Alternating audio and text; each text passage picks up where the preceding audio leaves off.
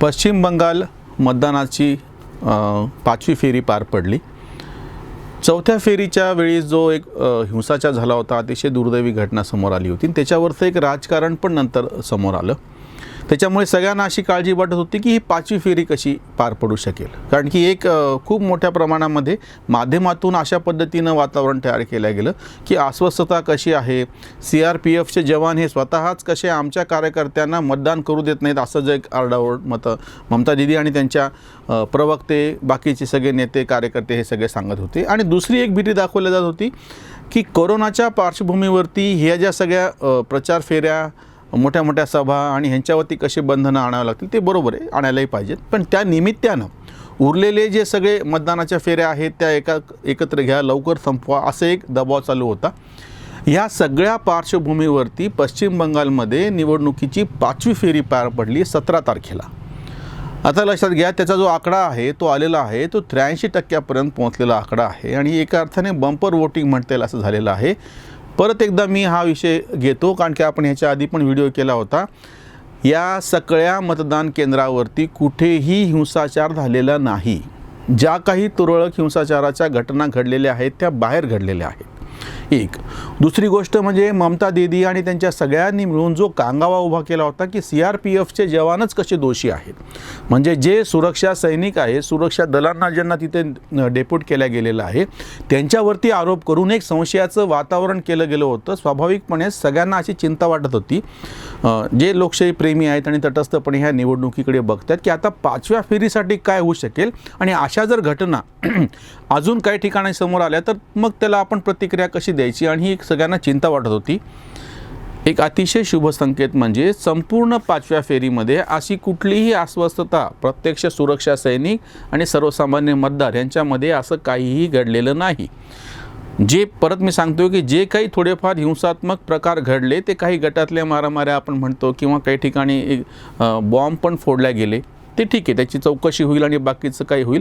पण ज्यांच्यावरती ही निवडणूक सगळी प्रक्रिया राबवण्याची जबाबदारी होती ती सगळी यंत्रणा, सुरक्षा दलं या सगळ्यांनी मिळून अतिशय शांततेनं ही प्रक्रिया पार पाडलेली आहे आणि अतिशय चांगलं असं मतदान प्रत्यक्ष झालेलं आहे। 83% मतदान पोहोचलेलं आहे।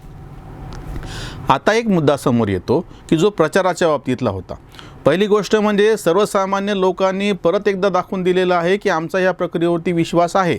याने किती बॉम्ब केली तरी कुठल्याही सुरक्षा रक्षक दलाच्या जवानावरती कोणीही काही आक्षेप घेतलेला नाही, त्याच्यावरती काही नंतर हल्ले झालेले नाहीत, आधी झाले तसे शांततेच्या मार्गाने। म्हणजे समजा जर असं वातावरण आपण उभं करून दिलेलं असेल तर लोक त्याला प्रतिसाद देतात।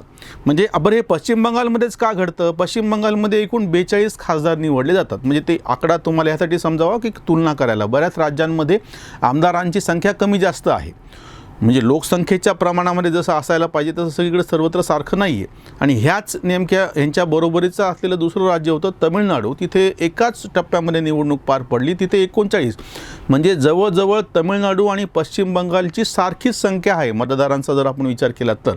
पण पश्चिम बंगालमध्ये मात्र आपल्याला 8 टप्प्यांमध्ये मतदान घ्यावं लागतं आणि तमिळनाडूमध्ये एकाच टप्प्यात पूर्ण मतदान झालेलं आहे।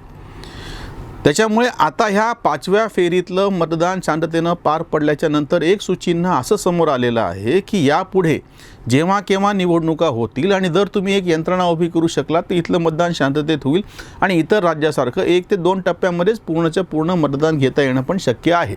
कारण की प्रत्यक्ष त्या ठिकाणी काम करणारे जे कर्मचारी वर्ग आहेत मतदानासाठीचे, त्यांची अडचण नाही आहे। अडचण अशी आहे की सुरक्षा दलाचे जे सैनिक आपल्याला तिथे द्यावे लागतात आणि त्याच्यामुळे त्यांची जी संख्या मर्यादित असल्यामुळे हिंसाचार होऊ नये आणि चुकून माकून कुठे घडला तर त्याचं लोण पसरू नये, आटोक्यात यावा, या सगळ्यासाठी फार मोठा ताण सुरक्षेवरती येतो। प्रत्यक्ष निवडणूक घेणे ही प्रक्रियेमध्ये ताण येत नाही, ती आपल्याकडे मार्गी लागलेलं आहे। आणि आता ह्या EVMच्या ह्याच्यामुळे आणि VVPAT ह्या सगळ्यातूनची एक सवय आपल्या सगळ्या यंत्रणांना झालेली विविध निवडणुकांमुळे। दुसरा महत्त्वाचा मुद्दा ह्या 5व्या टप्प्यातून पुढे आलेला होता आणि तो काही प्रमाणामध्ये कुंभमेळ्याच्या बाबतीत पण लागू होत होता की गर्दी जमा होती, कोरोनाचा कहर वाढतोय, अशा काळामध्ये असे गर्दीचे जे काही आयोजन आहेत ते टाळता आले पाहिजे। त्याप्रमाणे कुंभमेळ्याच्या बाबतीमध्ये असा प्रकार घडला की पंतप्रधान मोदींनी आवाहन केलं, त्या सगळ्या आखाड्यांच्या महंतांनी त्याला मान दिला आणि हा कुंभमेळा आवरता कसा घ्यायला सुरुवात झाली.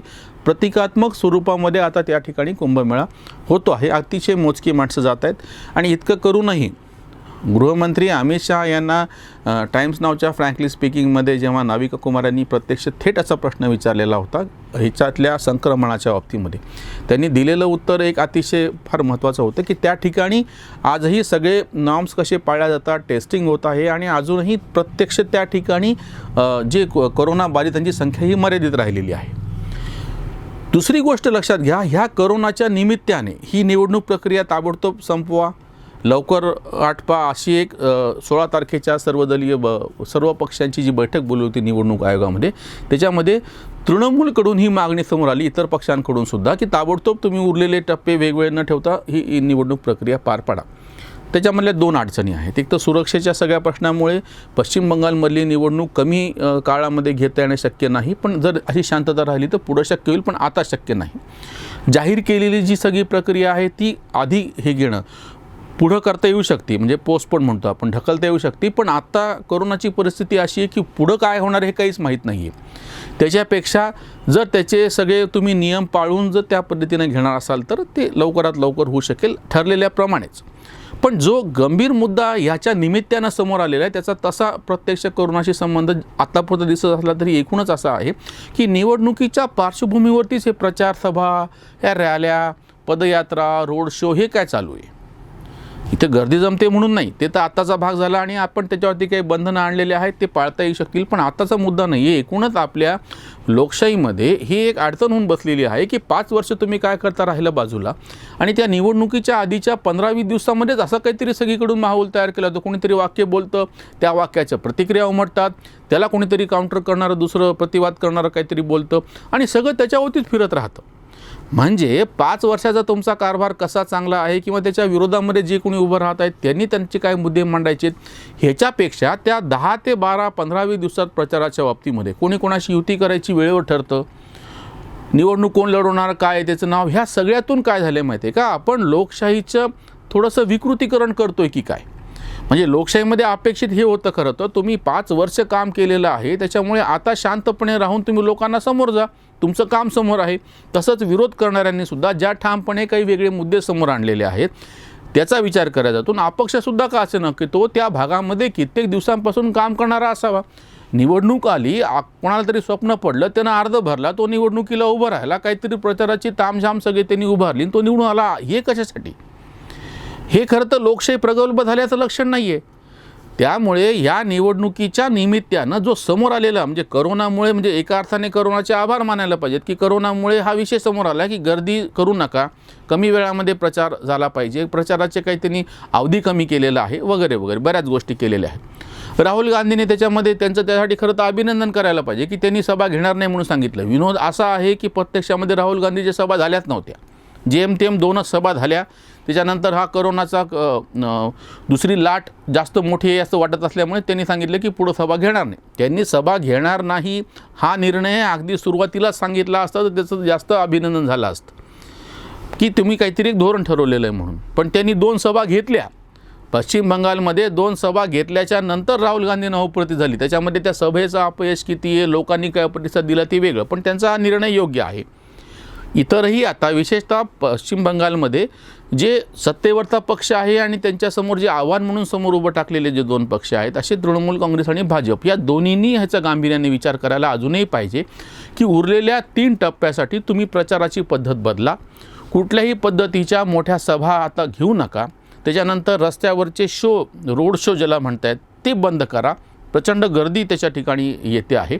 हे सगळं बंद करून एकतर स्थानिक छोट्या प्रमाणातला प्रचार, घरोघरी जाऊन प्रचार, आणि आता डिजिटल माध्यम हातामध्ये आहे आणि ते अतिशय प्रभावी आहे. एखादी कुठली गोष्ट, जसं ममता दीदीचा एक व्हिडिओ लीक झाला या काळामध्ये, जो हिंसाचार झालेला होता, त्या हिंसाचारामध्ये जे 4 लोक मारले गेले त्यांच्या बाबतीमध्ये त्यांनी तिथल्या उमेदवाराशी जी केलेली बातचीत आहे की त्याच्यावरती ते असं म्हणतात की तुम्ही हे तिन्ही जे शव आहे ते तसेच ठेवा, दुसऱ्या दिवशी मी तिथे येते, आपण एक रॅली काढूत. त्याच्यानंतर ह्याच्यामध्ये जे आपण तिथला SP तिथले सुरक्षाचे ते जवान आहेच आहेत आणि तिथला बाकीचे जे कोण आहेत ते अधिकारी, या सगळ्यांना कसं अडकूत फसवणे असा शब्द त्याच्यामध्ये वापरलेला आहे की ह्यांना त्याच्यामध्ये फसवायचं, अडकवायचं, असं एका पद्धतीनं प्रेताच्या टाळूवरचं लोणी खाणं आपल्याकडे म्हणतात तशा पद्धतीचं गलिच्छ राजकारण जे केलं जाते, खेळलं जाते, त्याचं एक ऑडिओ टेप. आणि हे समाज माध्यमातून पुढं आलं, लक्षात घ्या. समाज माध्यमातून पुढं आलं, त्याच्या सगळ्यांना त्याच्यावर एका अर्थाने 2 पावलं मागं जावं लागले. त्याची सारवासारव करता करता निस्तरता सगळेच परेशान झाले. जर मग समाज माध्यमाची ही ताकद असेल तर आता उरलेल्या 3 टप्प्यांसाठी प्रचार करण्यासाठी म्हणून समाज माध्यमाचा वापर का नाही करायचा? आणि ज्या ठिकाणी तुम्हाला असं वाटतं की लोकांकडं फोन पुरेसे उपलब्ध नाही आहेत अतिशय छोट्या भागामध्ये, त्या ठिकाणी ह्या पक्षाच्या कार्यकर्त्यांनी मोठे स्क्रीन लावावेत, म्हणजे त्या ठिकाणी लोकांपर्यंत ते पोहोचू शकेल. आताच नाही, केवळ कोरोनामुळेच म्हणत नाही किंवा ह्या पश्चिम बंगालच्या निवडणुकापुरताच विषय नाही. आता हा खरंच गांभीर्याने विचार करायची वेळ आलेली आहे की 5 वर्षाचा केलेला कारभार समोर ठेवून निवडणुका जाहीर झाल्याच्या नंतर प्रचाराला बंदी. आता निवडणुका जाहीर झालेल्या आहेत, तुमचं नाव जाहीर झालेलं आहे, तुमचं चिन्ह आहे, आता तुम्ही बाकीच्या माध्यमाचा वापर करा, पण प्रत्यक्षामध्ये प्रचार नाही करायचा. शांतता पाहिजे. सर्वसामान्य मतदाराची विवेकबुद्धी शाबूत राहावी म्हणून त्याच्या डोक्यामध्ये असा कुठलाही गोंधळ तुम्हाला प्रत्यक्ष निवडणुकीच्या काळात घालता येणार नाही, भरवता येणार नाही. त्यानं शांत डोक्यानं, विवेकबुद्धीनं, स्थिर चित्त राहून मतदान करावं आणि हे मतदानाचा टक्का वाढावा. आज 83% एवढं सगळं करून तेव्हा तिथलं मतदान केलं, हे शुभ संकेत आहे की जर सगळ्यांनी मिळून प्रयत्न केला, बाकीच्या सभा वगैरे तुम्ही आधी घ्या 5 वर्षभर, पूर्णपणे जे काही तुम्हाला करायचे, पण निवडणूक जाहीर झाल्याच्या नंतर महिनाभराच्या काळामध्ये सगळ्यांनी मिळून जास्तीत जास्त लोकांची नावं त्याच्यामध्ये आहेत त्याच्यातल्या दुरुस्त्या करून आणि ते मतदान होऊन मतदानाचा टक्का वाढून आपण लोकशाही सशक्त करावा, हा विचार या निवडणुकीच्या माध्यमातून पुढं आला पाहिजे. पश्चिम बंगालची निवडणूक आता 5वा टप्पा पार पडलेला आहे. 6, 7 आणि 8 3 टप्पे राहिलेले आहेत. काही ठिकाणी खुशी आहे, काही ठिकाणी हाल दिसत आहेत. म्हणून त्याच्यामुळे असं म्हणा वाटतं की आता निवडणूक जी झाली, निवडणूक ए बंगाल, कुठे खुशी कुठे हाल, इथेच थांबूयात.